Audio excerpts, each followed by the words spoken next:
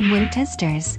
Yo, what's good guys? This is Nightwing2303 from moretesters.com. Today we have a detailed look at the Nike Zoom Ascension. This is a budget-friendly option. This retails at under $100 at 90 bucks. I'm not going to say it's a bang for your buck model because for like $10 to $20 more you can get much more cushion than what these actually offer, but we'll get into their tech specs in a second. Now these guys are going to be wear tested and reviewed by one of our other testers, Brian. You can follow him in the description box below. There will be a link to his channel, or you can just stay tuned to weartesters.com because that's where you're going to be able to see the review once it's complete. So with that being said, let's go ahead and take a detailed look at these guys and see what they've got. Starting with the outsole, we have probably the shoe's best feature. It's full-length herringbone. There's plenty of flex grooves. The herringbone pattern itself is nice and thick, and the rubber feels super durable. So if you're looking for a shoe that you want to hoop in outdoors without, breaking the bank and something that's going to last, this is going to be one of those models. However, I would wait a little while until these do go on discount. They're not selling out anytime soon, so for about $50, this is going to be a great bang for your buck option. Now the tooling itself features a full-length Phylon midsole, and then you have a small rectangle-shaped zoom unit in the forefoot. Personally, not a huge fan of that setup. Once in a while it's done right, but most of the time you just, it's like real lackluster. But again, this is a budget option, but like I was saying, you can definitely spend like $10 to $15 more, maybe even $20 more, and you'll get like full-length cushion compared to something like this. But it all really depends on what you're looking for. Most people just want to rock Nike, so if you're looking for a budget option that is within the Nike brand,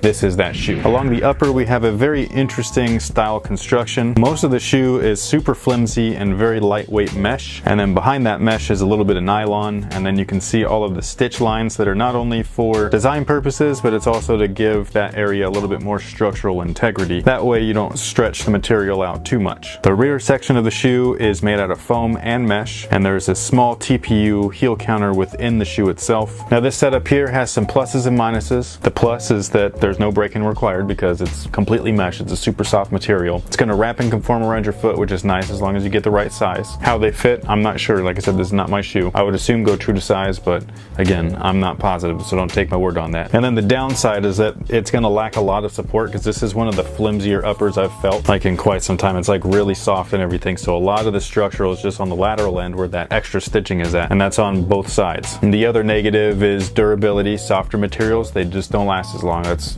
common knowledge, it's common sense. However, if you're playing in something like this outdoors, it's not going to like create like huge issues. Like I remember when I played in the Nike Zoom glove, granted that's a 90 shoe, but when I played in those outdoors, my feet inside, like it felt like somebody dumped a bucket of water in there because there was just zero ventilation and airflow. And so this is going to be something that's like a lot better than that. But again, you're just sacrificing some durability. Not a huge deal, but something to take note of. My major complaint with the shoe, just by looking at it, is the way that the lacing system is set up. There are no traditional eyelets. Instead, you have a giant nylon strand that is sewn into the upper, much like the Nike KD6. And like I said in the KD6 review, if that breaks, you're kind of screwed because there's no secondary lace option. So, it is what it is. That's the one thing I don't like about the upper though, is just I don't understand that type of construction. It would have been so much nicer to have actual rounded eyelets with stitching around it for structural support than just sewing on a string.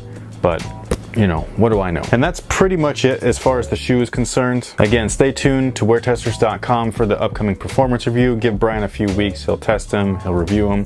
He does a great job. We also have another reviewer by the name of Josh. He's going to be doing them as well. But in the meantime, if you have any questions, feel free to let me know down below in the comments section. And that pretty much covers it. So thank you guys again. And until next time, guys, have a good one.